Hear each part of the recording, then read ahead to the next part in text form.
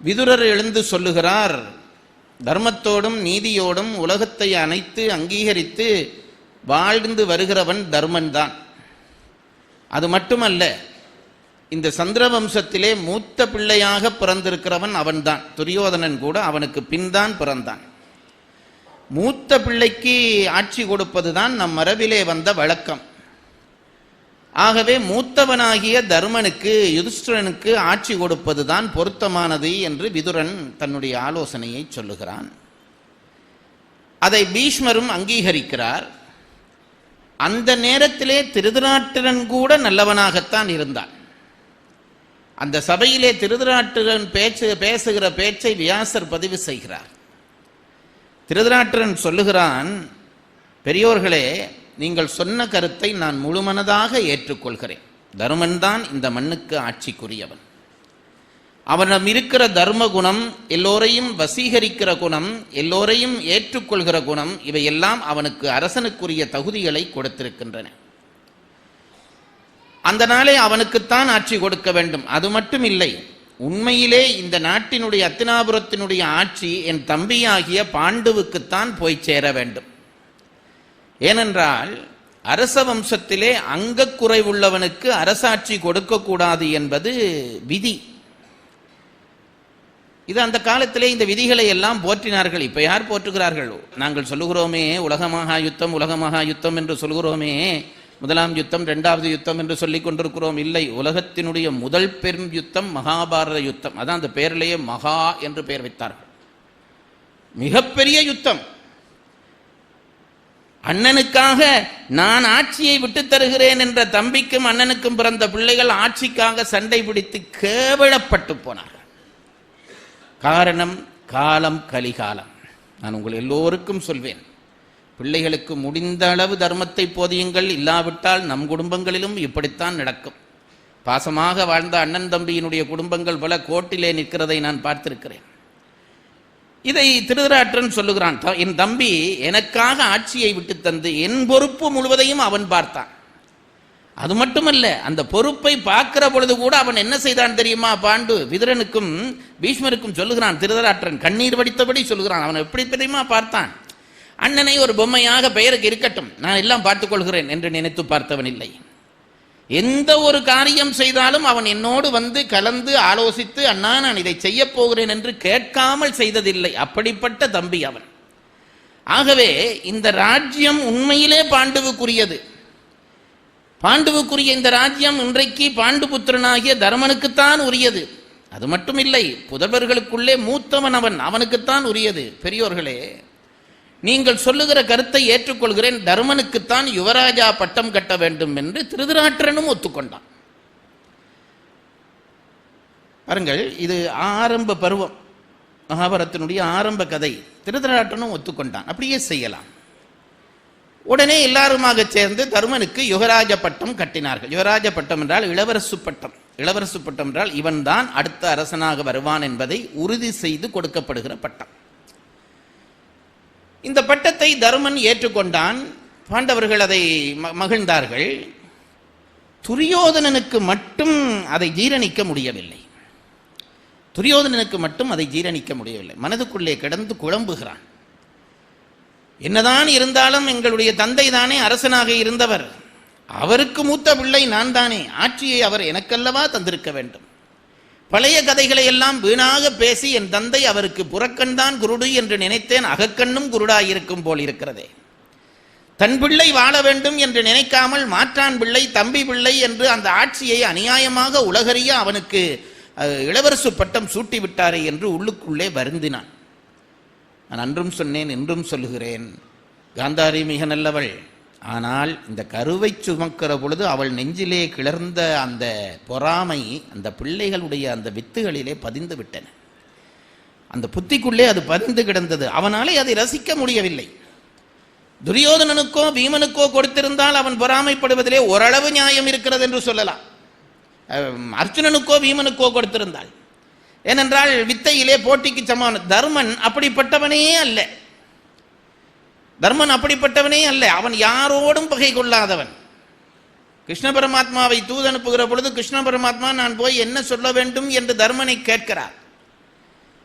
தர்மன் சொல்லுகிறான், நீ போய் 5 வீடுகள் 5 ஊர்கள் இல்ல பாதி நாடுகள், துரியோதனன் தராவிட்டால் பரவாயில்லை, 5 ஊர்கள் அதையும் மறுக்கிறானா, பரவாயில்லை அதையும் விட்டுவிடு, 5 வீடுகள், நாங்கள் 5 பேரும் குடும்பமா ஒரு ஊர்ல பேசாம இருந்துடுறோம்.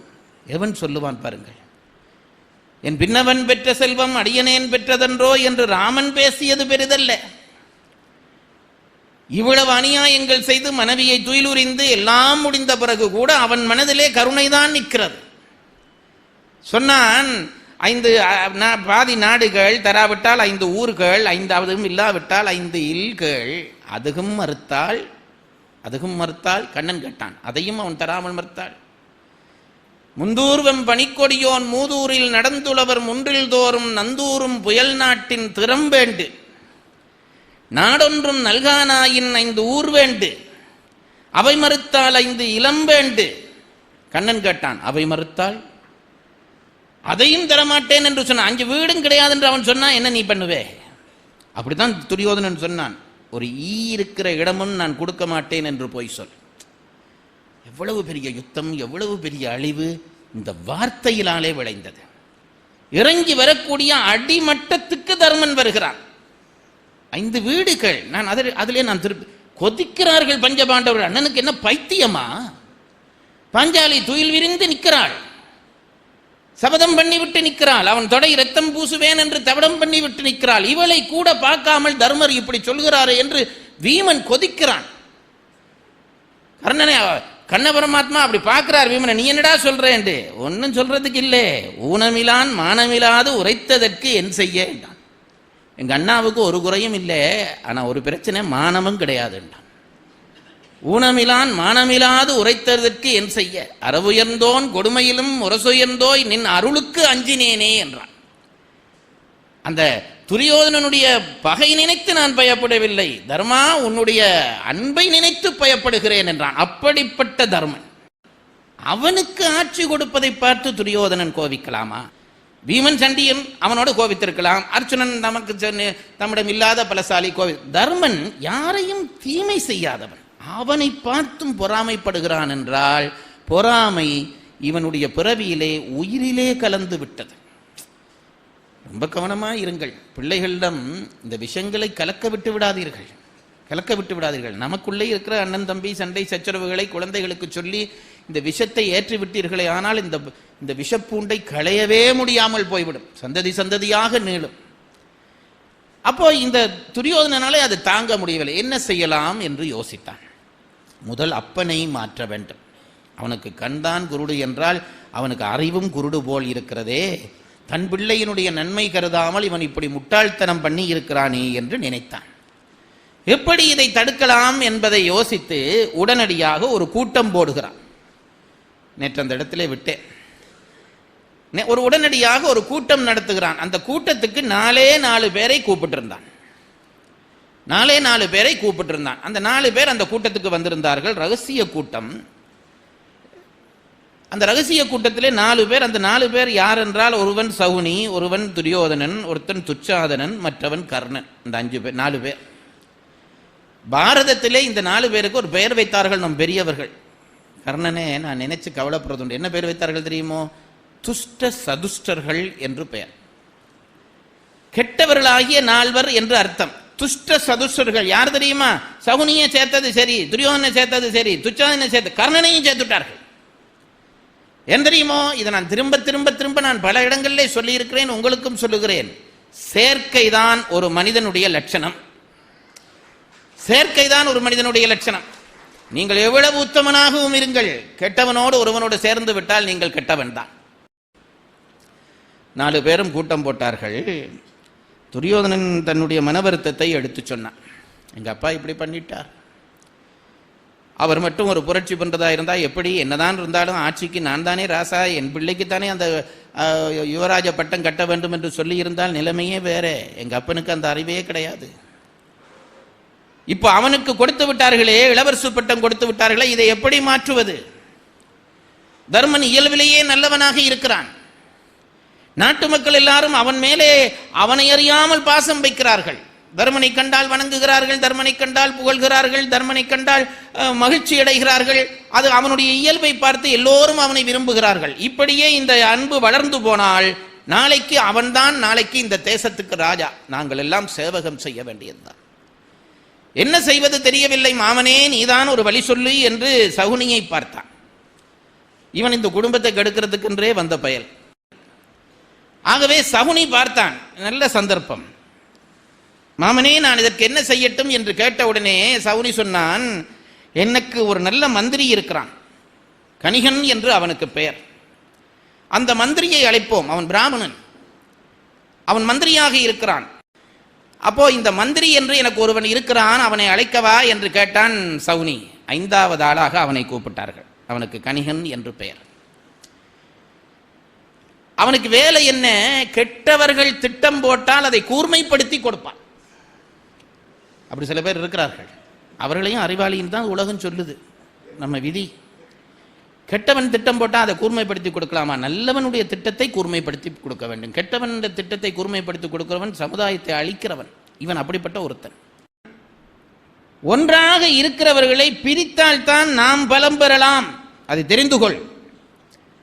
துரியோதனா இப்ப எல்லாரும் ஒன்றாக இருக்கிறார்கள். ஒரு தேசம், பெரியவர்கள், மூத்தவர்கள், சகோதரர்கள் என்று எல்லாரும் ஒன்றாக இருக்க மட்டும், ஊர் மக்களும் அவர்கள் சார்பாக இருக்க மட்டும் அவர்களை நாங்கள் ஒரு காலத்திலும் வெல்ல முடியாது. முதலிலே இந்த ஊரிலே இருந்து அவர்களை நாம் பிரித்தெடுக்க வேண்டும் சொல்லுகிறான். என்றால் பொருட்பாலிலே இதுவும் ஒரு தர்மம் தான். பொருட்பாலிலே இதுவும் ஒரு தர்மம் தான்.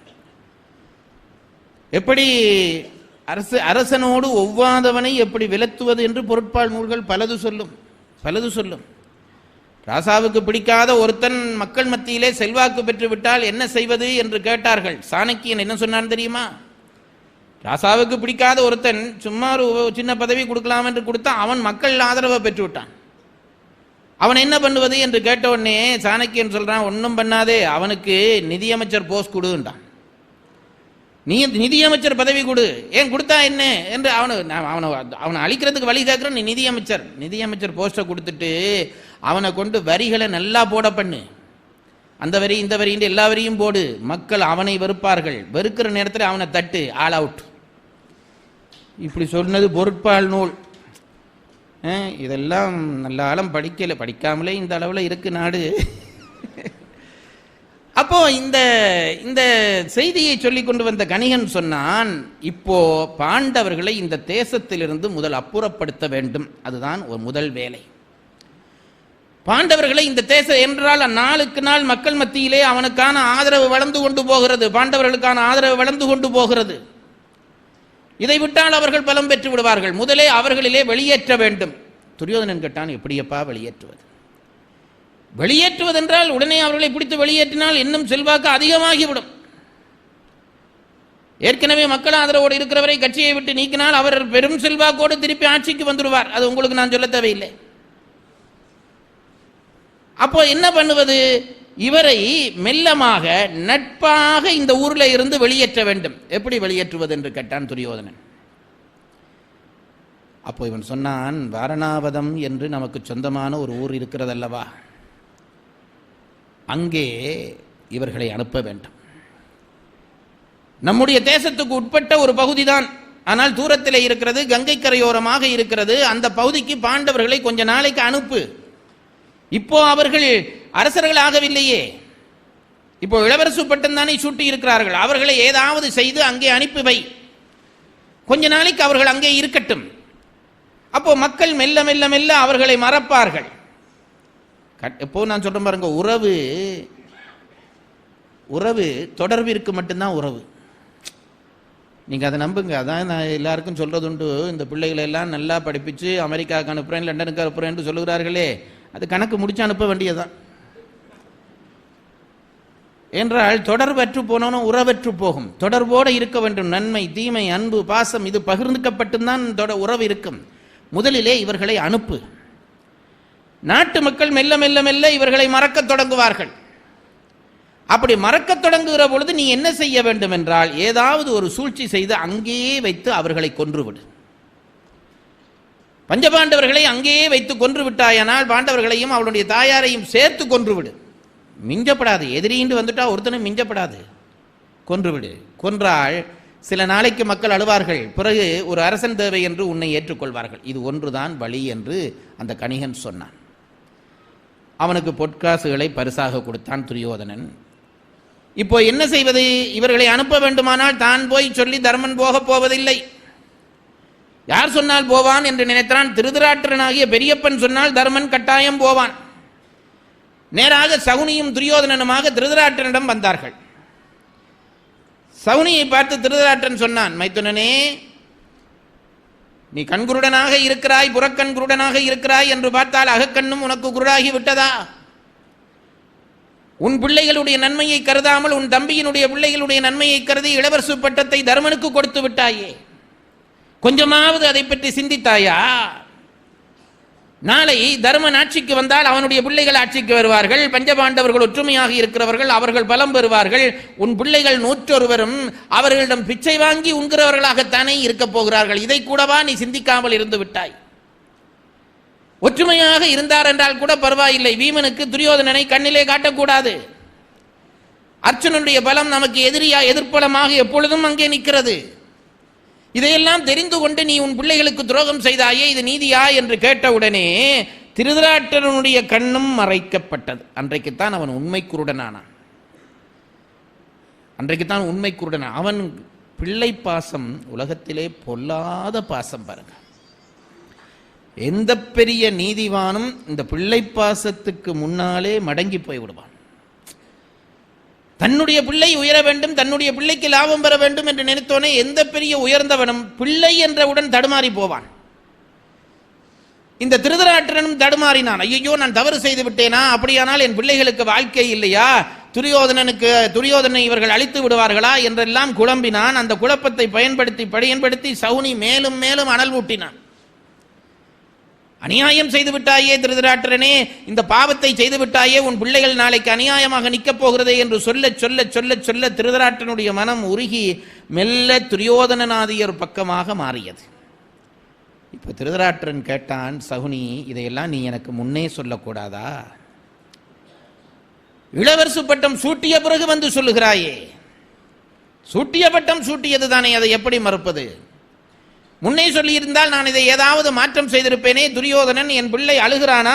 அவனுக்கு மூத்த பிள்ளையிலே உயிர். அவன் ஏற்கனவே குருடன். தனக்கு பிறந்த நல்ல வலிமையான பிள்ளை துரியோதனன் என்று இவனுக்கு ரொம்ப மகிழ்ச்சி. துரியோதனுக்கு ஒரு சின்ன துன்பம் வந்தால் திருதராட்டிரன் தாங்க மாட்டான். ஐயோ, துரியோதனன் அழுகிறானா, கவலைப்படுகிறானா, உண்ணாமல் இருக்கிறானா என்று திருதராட்டிரன் கவலைப்பட்டான். சகுனி, இதற்கு என்ன செய்வது என்று கேட்டான். கணிகன் சொன்ன புத்திமதியை இப்பொழுது சகுனி திருதராட்டிரனுக்கு சொன்னான். மைத்துனனே, ஒரே ஒரு வழிதான் இருக்கிறது. முதலிலே பாண்டவர்களை இந்த ஊரை விட்டு அப்புறப்படுத்த வேண்டும், பிரிக்க வேண்டும். இந்த நரி ஒவ்வொருத்தரையும் பிரித்தது போல இந்த இவர்களை பிரிக்க வேண்டும். எப்படி பிரிப்பது? பாண்டவர்களை இந்த நாட்டை விட்டு எப்படி பிரிப்பது? எல்லா நாட்டு மக்களும் அவன் மேலே அன்பு கொண்டிருக்கிறார்களே, எப்படி பிரிப்பது என்று கேட்டான் திருதராட்டிரன். அதற்கு வழி சொல்லுகிறேன். நீ ஏதாவது ஒன்று செய்து, ஏதாவது ஒரு மயக்கம் பண்ணி, மாய்மாலம் பண்ணி நீ என்ன செய்ய வேண்டும் என்று கேட்டால் ஒன்றே ஒன்றை செய். உன்னுடைய தம்பியாருடைய குழந்தைகளை அழைத்து, நீங்கள் உங்களுடைய தந்தைக்கு இதுகாலம் வரையும் முறைப்படியான பிதுர்காரியம் செய்யவில்லையே, பாண்டு காட்டுக்குள்ளே இறந்து போனானே, அவனுக்குரிய பிதுர்காரியத்தை செய்யாமல் விட்டுவிட்டீர்களே, என் தம்பியினுடைய ஆத்மா பிதுர்காரியம் செய்யாமல் அலையுமே என்று சொல்லி, அதற்கு உரிய நகரம் வாரணாவதம் தான் என்று சொல்லி காசியிலே போய் அந்த கங்கையிலே போய் குளித்து அவர்களுக்கான பிதுர்காரியம் செய்ய வேண்டும் என்று அவர்களை அனுப்பி வையுங்கள் என்றான் சகுனி. இது திருதராட்டிரனுக்கு நல்ல நல்ல எண்ணமாக பிடித்தது. அப்படியே செய்கிறேன் என்றான். அடுத்த நாள் அரசவை, பீஷ்மர் இருக்கிறார், விதுரர் இருக்கிறார். திருதராட்டிரன் விம்மி அழத் தொடங்கினான். தனக்கு தேவை என்று வந்தால் எல்லாரும் தான் நடிக்கிறார்கள். திருதராட்டிரன் விம்மி அழத் தொடங்கினான். பக்கத்திலே இருந்த பெரியவர்கள் எல்லாம் ஏன் அழுகிறான் என்று கேட்டார்கள். தர்மன் பதைபதைத்தான். பெரியப்பன் அழுகிறதை பார்த்து பதைபதைத்தான். இல்லை, என் தம்பி எனக்கு கண்ணுக்கு கண்ணாக இருந்து என்னை காத்தான், இந்த தேசத்தை காத்தான். என்னுடைய கௌரவத்திற்கு ஒரு குறை வராமல் எனக்கு பக்கத்திலே துணையாக நின்று இந்த தேசத்தை காற்று என்னை உயர்த்தினான். அநியாயமாக ஒரு முனிவருடைய சாபத்தாலே கானகத்துக்குள்ளே அவன் மண்டை வெடித்து இறந்து போய்விட்டானே. மரணம் எல்லாருக்கும் இயற்கை தான், மரணம் எல்லாருக்கும் இயற்கை தான். ஆனால் அவனுக்கு முறைப்படியான பிதுர்காரியங்கள் கூட செய்யப்படவில்லையே என்று இன்றைக்குத்தான் நினைவு வந்தது. அதை நினைத்த உடனே தாங்க முடியாமல் அழுகிறேன் என்றான் திருதராட்டர். இப்படி சொன்னால் தர்மன் மனநிலை எப்படி இருக்குன்னு வச்சு பாருங்க. அவனை இன்னும் விம்மிரிப்பான். பெரியப்பாவை பார்த்தான். அப்பா, நாங்கள் என்ன செய்ய வேண்டும், எங்கள் தந்தைக்குரிய பிதிர்காரியம் செய்வதற்கு என்ன செய்ய வேண்டும் என்று அவனாக கேட்டான். அந்த காலத்திலே பிதிர்காரியம் செய்வதென்பது மனிதனுடைய கட்டாய கடமைகளிலே ஒன்று. இன்றைக்கு அதை யாரும் செய்கிறார்கள் இல்லை. பிதுர் தெய்வங்கள் என்ற சில தெய்வங்கள் இருக்கின்றன. நம்முடைய புராணங்கள் இதிகாசங்கள் சொல்கின்றன. அந்த பிதிர் தெய்வங்களுக்கு நோக்கி நாம் செய்கின்ற நல்ல காரியங்களுடைய பலனை பிதிர்காரி தெய்வம் வாங்கி நம்முடைய பிதர்களிடம் சேர்ப்பிக்கும். சில பேர் என்னிடம் கேட்பார்கள், திவசம் கொடுக்கறதாலே என்னையா பிரயோசனம் கேட்பார்கள். என்ன மடக்க வந்திருக்கிறாராம் கேள்வி கேட்குற பல பேர் அப்படி தான் கேட்குறார்கள். என்ன நான் கேட்குறது, ஏன் செய்தா என்ன, நீ செய்கிற புண்ணியம் அப்பாவுக்கு போய் சேருமே. அவன் சொல்லுவான், இப்போ என்னுடைய அப்பா எந்த ஊரில் எந்த நாட்டில் எவனுக்கு அப்பாவாக இருக்கிறாரோ எவனுக்கு அம்மாவாக இருக்கிறாரோ அது சரிதானே. ஒருவனுடைய உயிர் பிரிந்தவுடனே அந்த உயிர் வேற்றோட உடம்புக்குள்ளே போய் அது பண்டியோ மானோ நாயோ பூனையோ அல்லது இன்னொரு மனிதனோ அந்த உடம்புக்குள்ளே போய்விடும். இப்போ அவர் என்னப்பா இல்லை, நான் செய்கிற புண்ணிய காரியங்கள் எப்படி அவருக்கு போய் சேரும் என்று சில பேர் கேட்பார்கள். அதுக்கு நான் சொல்லுகிற பதில், நான் சொல்லுகிற நம் பெரியவர்கள் சொன்னார்கள், பிதுர் தெய்வங்கள் என்று சில தெய்வங்கள் இருக்கின்றன. உலகத்தை முதல் பிரம்மன் படைக்கிற பொழுது விநாயகரை தொழாமல் அந்த படைப்புகளை செய்தான். அந்த படைப்புகள் எல்லாம் விகாரமான வடிவங்களாக வந்து விட்டன. பிறகு விநாயகரை வணங்கி விநாயகர் பிரம்மனை தூக்கி வாய்க்குள்ளே போட்டு விழுங்கி தன் வயிற்றுக்குள்ளே உலக படைப்பை முழுவதையும் காட்டி கொடுக்கிறார். இது விநாயக புராணம் சொல்லுகிற கதை. அப்படி முதல் படைக்கப்பட்ட தெய்வங்களை பிதுர் தெய்வங்கள் என்று வகுத்திருக்கிறார்கள். நாம் நம் மூதாதையரை நினைத்து நாம் செய்கிற நல்ல காரியங்கள் இருக்கிறதே, திவசம் முதலிய நல்ல காரியங்கள் இருக்கிறதே, அதனுடைய பலனை பிதுர் தெய்வங்கள் தாம் வாங்கி கொள்ளும். பிறகு என்னுடைய தந்தையானவன் இப்பொழுது எந்த பிறவிக்குள்ளே இருந்தாலும் அந்த நட்பலனை அவனுக்கு சேர்ப்பிக்கும். அதில் எந்த மாற்றம். அதுதான் திடீர்னு எப்பயாவது எங்களுக்கு நல்ல நன்மை நடந்துடுதே, எங்கேயோ என் சந்ததியில் உள்ள ஒரு பிள்ளை எனக்கு திவசம் கொடுத்துருக்கிறான்னு நினைச்சு கொள்ள வேண்டும். ஆகவே இந்த நல்ல தர்ம காரியங்களை செய்யாமல் தவறக்கூடாது. அது மானுட வாழ்க்கை, இல்லறத்தாருக்கு கடமை. பெரிய தந்தையே, நான் எங்கே போய் இதை செய்யட்டும் என்று தர்மன் கேட்டான். நீ வாரணாவதத்திற்கு போய் அங்கே இருந்து காசியிலே உன் தந்தைக்கான பிதுர்காரியங்களை எல்லாம் செய்து முடித்து சில காலம் அந்த நாட்டையும் பார்த்து அனுபவித்து விட்டு எல்லாரும் பாருங்கள் என்றான் பெரிய தந்தை. ஆகா, பெரிய தந்தைக்கு எங்கள் மேலே இவ்வளவு அன்பா என்று நினைத்து உருகினான் தர்மன். எல்லாருமாக புறப்படுகிறார்கள். தாயையும் கூட்டிக் கொண்டு புறப்படுகிறார்கள் பஞ்சபாண்டவர்கள். நாட்டு மக்கள் எல்லாம் அவர்கள் பின்னாலே போனார்களாம். தர்மன் மேலே அவ்வளவு பிரியம். வந்தவர்களை எல்லாம் தர்மன் தடுத்தான். இது தகாத செயல், நாங்கள் தற்காலிகமாகத்தான் அங்கே போகிறோம், எங்கள் அப்பாவினுடைய பிதுர்காரியத்தை செய்துவிட்டு சில காலம் அங்கிருந்து ஓய்வெடுத்து விட்டு நாங்கள் வரப்போகிறோம், நீங்கள் இங்கே இருங்கள், நாங்கள் வந்து விடுவோம் என்று தர்மநாதியர்கள் சென்றார்கள். அவர்கள் அங்கே போவதற்கு முதல் ஒருவனை நியமித்தான் துரியோதனன். அவனுக்கு கனகன் என்று பெயர். அவனுக்கு வேலை என்னவென்றால், இவர்கள் வருவதற்கு முதல் ஒரு அரக்கு மாளிகை தயாரித்து வை. தீமூட்டினால் உடனே தீப்பற்றியக்கூடியதாக அந்த அரக்கு மாளிகை இருக்க வேண்டும். மெழுகு, கற்பூரம், பஞ்சு, எண்ணெய் முதலியவற்றை கலந்து ஒரு மாளிகை செய்ய வேண்டும். அந்த கனகன் என்பவன் ஒரு பெரிய சிற்பி. கட்டாயமாக நீ இது செய்ய வேண்டும். பாண்டவர்கள் வந்து ஒரு மாளிகையிலே முதலிலே இருக்கட்டும், நீ அதற்குள்ளே இந்த மாளிகையை அமைத்து விடு. என்னுடைய மந்திரியாகிய புரோச்சனன் என்பவனையும் நான் பாண்டவர்களோடு அனுப்பி வைக்கிறேன். மாளிகை முடிந்ததும் பாண்டவர்களை புரோச்சனன் கொண்டு வந்து இந்த மாளிகையை காட்டுவான். பாண்டவர்கள் மகிழ்வார்கள். அந்த மாளிகையிலேயே அவர்களை தங்க வைத்துவிட்டு பொருத்தமான ஒரு நேரம் வருகிற பொழுது அந்த மாளிகைக்கு தீமூட்டி விட்டால் பஞ்சபாண்டவர்களும் குந்தியும் எரிந்து சாம்பலாகி விடுவார்கள். நம்மேல் பழி வராது, தற்செயலாக நடந்த செயல் என்று வந்துவிடும். அதற்கு பிறகு நான் என் பாட்டுக்கு நானே அரசனாகி விடுவேன். இந்த ஒழுங்கெல்லாம் செய்து இந்த கனகன் என்பவனை கூப்பிட்டு இதையெல்லாம் சொல்லி முடித்தான். அவன் கொஞ்சம் தர்ம சிந்தை உள்ளவன் அந்த கனகன். பாரதம் ஒவ்வொரு விதமாக கதை சொல்லுகிறது. நான் ஒரு பகுதியை சொல்லுகிறேன். கனகன் என்ன நினைத்தான், பாண்டவர்கள் நல்லவர்களாயிற்றே, அவர்களை இந்த துரியோதனன் கொல்ல நினைக்கிறானே, இது தவறாயிற்றே, இதை எப்படியும் தடுக்க வேண்டுமே என்று நினைத்தான். யாரிடம் சொல்லி தடுக்கலாம் என்று நினைத்தான். நேராக விதுரரிடம் போனான். அவர் தான் அந்த குடும்பத்தில் பேலன்ஸ் ஆனவர். தனியே அழைத்து துரியோதனுடைய எண்ணத்தை சொன்னார். விதுரர் நடுங்கி போனார். ஐயோ, அப்படி எண்ணத்தோடு தான் அனுப்புகிறார்களா? கனகா, நீ எனக்கு ஒரு உதவி செய்ய வேண்டும். சுவாமி, என்ன வேண்டுமானாலும் சொல்லுங்கள், உங்களுக்கு என்ன உதவி? பாண்டவர்களை காப்பாற்றுவதனால் நான் முயன்ற அளவு நான் உதவி செய்கிறேன்.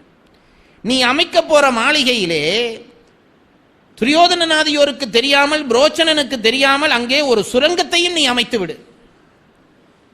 அந்த சுரங்கத்தின் வழியாக தீமட்டுகிற பொழுது பாண்டவர்கள் தப்பி போய்விட வேண்டும். அதற்கு நீ உதவி செய்ய வேண்டும். சுவாமி, நான் கட்டாயம் செய்கிறேன் என்று விட்டு கனகன் போய்விட்டான். பெரிய மாளிகை அமைக்கிறான். எவ்வளவு சீக்கிரமாக எரியக்கூடிய பொருள்களை எல்லாம் சேர்த்து சேர்த்து சேர்த்து அந்த மாளிகை அமைக்கிறான். பாண்டவர்கள் புறப்படுகிறார்கள். அத்தினாபுரத்திலிருந்து புறப்படுகிறார்கள். விதுரன் வந்தான். எல்லா பெரியவர்களும் நின்று விடை கொடுக்கிறார்கள். இப்போ இதை எப்படி சொல்வது என்று பிரச்சனை விதுரனுக்கு. ஏன், பீஷ்மர் இருக்கிறார், திருதராட்டன் இருக்கிறான், துரியோதனன் முதலியவர்கள் இருக்கிறார்கள். இந்த நேரத்திலே கூப்பிட்டு தர்மா இங்கே வா என்று கூப்பிட்டு காதோரமாக ஒரு செய்தி சொன்னால் அது தப்பாக போய்விடும். விதுரனுக்கு ஏதோ தெரிந்து விட்டது, இவன் சூழ்ச்சி செய்து விட்டான் என்று துரியோதனன் பிடித்துக் கொள்வான். பொதுவாக பல பேர் சேர்ந்திருக்கிற பொழுது ஒருவர் காதுக்குள்ளே பேசுகிற பண்பாடு தவறு என்கிறார் திருவள்ளுவர். ஒருவருக்கொருவர் காதுக்குள்ளே பேசுவதும் ஒருவருக்கொருவர் சிரித்துக் கொள்வதும் ஒரு சபையிலே செய்யக்கூடாத வேலை என்கிறார் திருவள்ளுவர். ஆகவே இதை நான் எப்படி செய்வேன், எப்படி தர்மனுக்கு உணர்த்துவேன்? எல்லாரும் கூடி நிற்கிறார்களே, தர்மனுக்கு எப்படி சொல்லுவேன் என்று விதுரர் கொஞ்ச நேரம் நின்று விழித்தார். எல்லாரும் போக தலைப்பட்டார்கள். தர்மனுக்கு மட்டும் புரியக்கூடிய பாசையிலே இந்த விதுரர் சில வார்த்தைகள் சொன்னார். தமிழிலே அப்படி ஒரு முறை இருக்கிறது, குழு குறி என்று ஒரு முறை இருக்கிறது. அதாவது சில சொற்கள் ஒரு குறிப்பிட்ட குழுவுக்கு மட்டும் விளங்கும். அது நான் மேடையில் சொல்லப்படாது. இந்த பையங்கள் மத்தியிலே அப்படி குழு குறி நிறைய இருக்கிறது. அவன் ஒரு பையன் மற்ற பையனுக்கு ஏதோ ஒரு வார்த்தை சொல்வான். அதற்கான அர்த்தம் நமக்கு புரியாது. அவன் சொல்றது அர்த்தம் என்ன என்று புரிந்து கொண்டு அவன் அந்த காரியத்தை பார்ப்பான். பையன்களுக்கு இதெல்லாம் நல்லா வரும். ஒரு குழுவுக்கு மட்டும் விளங்கக்கூடியதாக சொல்லுகிற மொழி. அந்த குழுவுக்குறி மொழியை பயன்படுத்தி கொண்டு விதுரர் விளையாட்டாக சொல்வது போல சொன்னார். தர்மா, நல்லபடி போய் வாழ், அரண்மனையிலே வாழ்ந்து கொள். எவன் தன்னை இடத்துக்கேற்ப மாற்றி அமைத்துக் கொள்கிறானோ அவன்தான் நீண்ட காலம் வாழ்வான். காட்டுக்குள்ளே இருக்கிற எலியை பார், அது பொந்து கிண்டி வைத்திருக்கும். காட்டுத்தீ பற்றுகிற பொழுது பொந்தின் வழியாக அது தப்பி போய்விடும். அதையெல்லாம் பார்த்திருக்கிறாய் அல்லவா? மனிதர்கள் அப்படித்தான் வாழ பழகிக் கொள்ள வேண்டும் என்று விட்டார். தர்மன் பிடிச்சிட்டான். விதுரர் இப்படி பேசுகிறவர் இல்லவே, குழு அவர் எப்பவும் நீதி சொல்லுகிறவனுக்கு மறைமுக வார்த்தைகள் தேவையே இல்லை. அப்போ இந்த விதுரர் இப்படி சொல்லுகிறாரு என்ற உடனே தர்மன் நினைத்தான், சொன்னான், புரிகிறது பாட்டா, எனக்கு புரிகிறது, நான் அதன்படி செய்கிறேன்.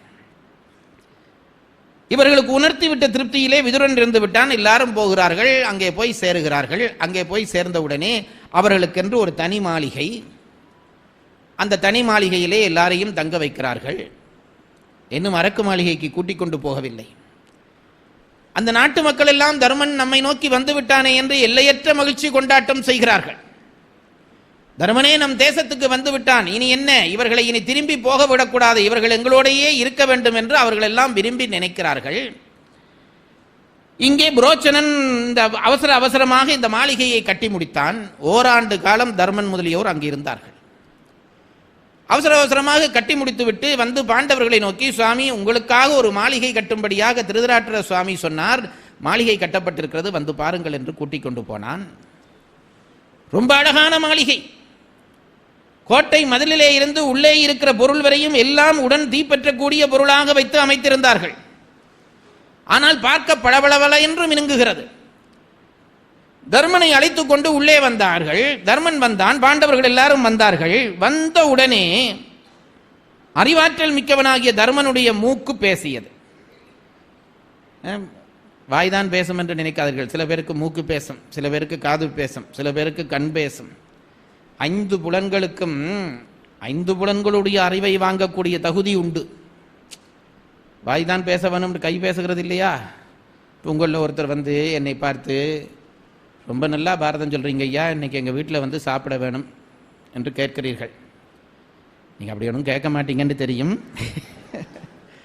அப்படி கேட்டா நான் சொல்றேன் இப்படிங்கிறேன். இதுக்கு என்ன அர்த்தம்? வர முடியாது, நீங்க போங்க. இப்ப பேசியது எது? என்னுடைய கை பேசியது. அதுபோல சில நேரத்திலே மூக்கு பேசும். தர்மனுக்கு மூக்கு பேசியது. உள்ளே வந்த உடனே அந்த எரிகிற பொருளினுடைய வாசனை அவன் மூக்கிலே விழுந்தது. உடனே பக்கத்திலே இருந்த வீமன் முதலியருக்கு சொன்னான், சகோதரர்களே, இந்த மாளிகையை நம்மை வைத்து எரிப்பதற்காகவே கட்டியிருக்கிறார். அதுதான் விதுரர் அன்றைக்கு எலிக்கதையை நமக்கு சொன்னார். எந்த நேரத்திலும் நமக்கு ஆபத்து வரலாம். இதை வெளிப்படையாக நாம் எதிர்க்கவும் முடியாது. ஏனென்றால் வெளிப்படையாக சொல்லப்படவில்லை, செய்யப்படவில்லை. துரியோதனன் நம்மை கொல்ல பார்க்கிறான் என்று சொன்னால் உலகம் நம்மை இகழும். ஆகவே நாங்கள் ரொம்ப கவனமாக இருக்க வேண்டிய காலம் வந்திருக்கிறது. அன்னையை காப்பாற்ற வேண்டும், எங்களை நாங்கள் காப்பாற்ற வேண்டும் என்று எல்லாரும் பேசிக் கொண்டார்கள். அந்த மாளிகையிலே வாசம் தொடங்குகிறது. வேண்டும் என்று இந்த புரோச்சனன் என்ன செய்தான்? குந்தி தேவிக்கு உதவி செய்வது போல ஒரு வேடுவச்சியை கொண்டு வந்து அந்த அரண்மனையிலே வைத்தான். அந்த வேடுவச்சிக்கு 5 பிள்ளைகள். அந்த 5 பிள்ளைகளையும் அரண்மனை வேலைக்காக நியமித்தான். தருணம் பார்த்து கொண்டு இருக்கிறார்கள். பாண்டவர்களை வைத்து எப்போ எரிக்கலாம் என்று தருணம் பார்த்து கொண்டு இருக்கிறார்கள். ஒரு நாள் வீமன் கடற்கரை ஓரமாக நடந்து கொண்டிருக்கிறான். அப்பொழுது பக்கத்திலே ஒருவன் வந்தான். அவன் யார் என்று திரும்பி பார்ப்பதற்கு முதல் அவன் சொன்னான், சுவாமி, நான் தான் கனகன், இந்த மாளிகையை கட்டியவன். தயவு செய்து என்னை திரும்பி பார்க்காமல் நேராக நடவுங்கள். ஒற்றர்கள் இப்படித்தான் பழகுவார்களாம். என்னை திரும்பி பார்த்து பேசாதீர்கள், ஏதோ நான் பேசுவதை கேட்டுக்கொண்டு நேராக நடவுங்கள் என்று சொல்லிவிட்டு கனகன் சொன்னான், உங்களை கொல்வதற்காகத்தான் இந்த மாளிகை கட்டப்பட்டிருக்கிறது. விதுரருடைய ஆலோசனைப்படி நான் இதற்குள்ளே ஒரு சுரங்கம் அமைத்திருக்கிறேன். பீம மகாராஜா, உங்களுடைய அரண்மனைக்கு பக்கத்திலே ஒரு சித்திரகூடம் மாதிரி ஒரு மண்டபம் இருக்கிறது. அந்த மண்டபத்தை 5 தூண்கள் தாங்கி நிற்கின்றன. 5 தூண்கள் தாங்கி நிற்பது போல தெரிகிறதே தவிர உண்மையிலே அந்த மண்டபத்தை 4 தூண்கள் தான் தாங்கி நிற்கின்றன. பீமன் நடந்து கொண்டே கேட்டான், அப்படியானால் அந்த 5வது தூண் எதற்கு? அந்த 5வது தூணை நீங்கள் திருகினீர்களானால் அது விலகும். அதற்கு கீழே ஒரு சுரங்கம் அமைத்திருக்கிறேன். நீண்ட தூரத்துக்கு அப்பால் இந்த சுரங்கம் உங்களை கொண்டு போய் விடும். தகுந்த நேரத்தை பார்த்து கொண்டிருங்கள். கிருஷ்ணபட்சத்து சதுர்த்தசி அன்று இரவிலே, கிருஷ்ணபட்ச சதுர்த்தசி என்றால் அமாவாசைக்கு முதல் நாள், இருட்டாக இருக்கும். அந்த இருட்டு நாளிலே உங்களை நெருப்பு மூட்டி கொல்வதாக அவர்கள் திட்டம் போட்டிருக்கிறார்கள். அன்றைய நாளிலே கவனமாக இருங்கள் என்று சொல்லிவிட்டு அவன் வழிப்போக்கன் போல அப்படியே போய்விட்டான். இதை கேட்டான் பீமன். அண்ணனுக்கு வந்து சொன்னான், இப்படியெல்லாம் நடக்கிறது, சதுர்த்தசி அன்று நாங்கள் இரவு ரொம்ப கவனமாக இருக்க வேண்டும் என்று சொன்னான். குந்தி தேவி அன்றைக்கன்று சதுர்த்தசி அன்று ஒரு பெரிய வந்தவர்களுக்கெல்லாம் அன்னதானம் போடுவதாக ஒழுங்கு செய்து அந்த மண்டபத்திலே எல்லாருக்கும் சாப்பாடு போட்டாள். நிறைய பேர் வந்து சாப்பாட்டார்கள். இந்த வேடுவச்சியும் உண்டாள். வேடுவச்சியினுடைய பிள்ளைகள் அவர்கள் ஒழுக்கங்கெட்டவர்கள். நிறைய மதுவை குடித்துவிட்டு அவர்களும் வந்து உண்டு, அவர்களும் மயங்கி போனார்கள். பீமனுடைய திட்டத்தின்படி வேடுவச்சிக்கும் புரோச்சனனுக்கும் கூட மயக்க மருந்து கலந்த உணவை கொடுத்தார்கள். எல்லோரும் உண்டு விட்டு மயங்கி கிடக்கிறார்கள். யார் தீமூட்ட வேண்டுமோ அவர்கள் மயங்கி போனார்கள். இப்பொழுது அந்த குறித்த நாளிகை வந்தது. வீமன் சொன்னான், அண்ணா, நாங்கள் இப்பொழுது தப்பிவிட வேண்டும், இவர்கள் மயக்கம் தெளிவதற்கு முதல் நாம் தப்பிவிட வேண்டும் என்று சொல்லி தாயாகிய குந்தியை தன் தோளிலே ஏற்றி கொண்டான். தம்பிமார் 2 பேரை கையிலே ஏற்றி கொண்டான். அண்ணனை, தம்பிமார் 2 பேரை இடுப்பிலே வைத்துக் கொண்டான். அர்ச்சுனனையும் தர்மனையும் கையிலே தாங்கி கொண்டான். 5 பேரையும், தாய் 4 சகோதரர்களையும் தூக்கி கொண்டு வீமன் உடனே தானே அந்த அரண்மனைக்கு தீ மூட்டினான். அது எரியக்கூடிய தீ, கடகடென்று தீ எரிந்தது. இவன் அந்த அந்த அந்த தூணை நகர்த்தி விட்டு தூணுக்குள்ளே இருந்த சுரங்க வாசல் வழியாக உள்ளே போகிறான் வீமன். போய் அந்த சுரங்கத்தினுடைய வழியாக போய் ஒரு அடர்ந்த காடு, அந்த அடர்ந்த காட்டுக்குள்ளே அந்த சுரங்கத்தின் வழியாக வீமன் எழும்பினான். வியாசர் சொன்னார், 5 பேரையும் தூக்கி கொண்டு வீமன் எழும்பினது 5 தலை நாகம் ஒன்று புத்துக்குள்ளே இருந்து வெளியிலே வருவது போல இருந்தது என்றார். வெளியிலே வந்து காட்டுக்குள்ளே போய்விட்டார்கள். இங்கே மாளிகை தீப்பற்றி எரிகிறது. ஐயோ, பாண்டவர்கள் இருக்கிற மாளிகை ஆயிற்றே, என்ன நடந்ததோ என்று ஊர் மக்கள் எல்லாம் கதறினார்கள். அந்த தீயை அணைக்க எவ்வளவு முயல வேண்டுமோ முயன்றார்கள். யாராலும் முடியவில்லை. ஏனென்றால் அது எரிபொருளாலேயே கட்டப்பட்ட மண்டபம். தீ கொழுந்து விட்டு எரிகிறது, கோட்டை எரிகிறது, மதில் எரிகிறது, எல்லாம் எரிகிறது. மக்கள் தலையிலே அடித்துக்கொண்டு ஐயோ, பாண்டுவினுடைய புதல்வர்களுக்கு இதுதானா கதி என்று கதறினார்கள். மொத்தமாக மாளிகை அடுத்த நாள் விடுகிற பொழுது எரிந்து முடிந்து விட்டது. மக்கள் எல்லாம் ஓடி வந்து பாண்டவருக்கு என்ன ஆயிற்றோ என்று பார்த்தார்கள். அந்த வேட்டு வச்சியும் 5 பெண்கள் அவளுடைய 5 புதல்வர்களும் அருகருகிலே இறந்து கிடந்து அவர்களுடைய எலும்பு எரிந்த எலும்பு கிடந்தது. ஐயோ, பாண்டவர்களும் குந்தி தேவியும் இறந்து போனார்களே என்று கதறினார்கள். இது துரியோதனனுடைய சதியாகத்தான் இருக்கும் என்று திட்டினார்கள். இதை போய் யாராவது திருதராட்டிரனுக்கு சொல்லுங்கள், அவனுடைய ஆசை முடிந்து விட்டது, பாண்டவர்கள் இறந்து போனார்கள் சொல்லுங்கள் என்று சொன்னார்கள். இந்த செய்தி திருதராட்டிரனுக்கு போனது. திருதராட்டிரன் அதை புலவர் எழுதுகிற பொழுது சொன்னார், கடலிலே தண்ணீர் உள்ளே குளிராகவும் வெளியே குளிராகவும் உள்ளே சூடாகவும் இருக்குமாம். அதுபோல திருதராட்டிரன் வெளியிலே கவலைப்பட்டு உள்ளே சந்தோஷப்பட்டானாம். ஐயோ, என் தம்பி பிள்ளைகளுக்கு இப்படி நடந்து விட்டதா, அவர் தந்தையும் இப்படித்தானே இறந்தான், அவர்களும் இறந்தார்களா என்று அழுவது போல அழுதார். பீஷ்மர் கவலைப்பட்டார். பிதுர்காரியம் செய்ய வேண்டும் என்று எல்லாருமாக நீர்க்கடன் செய்ய வந்தார்கள்.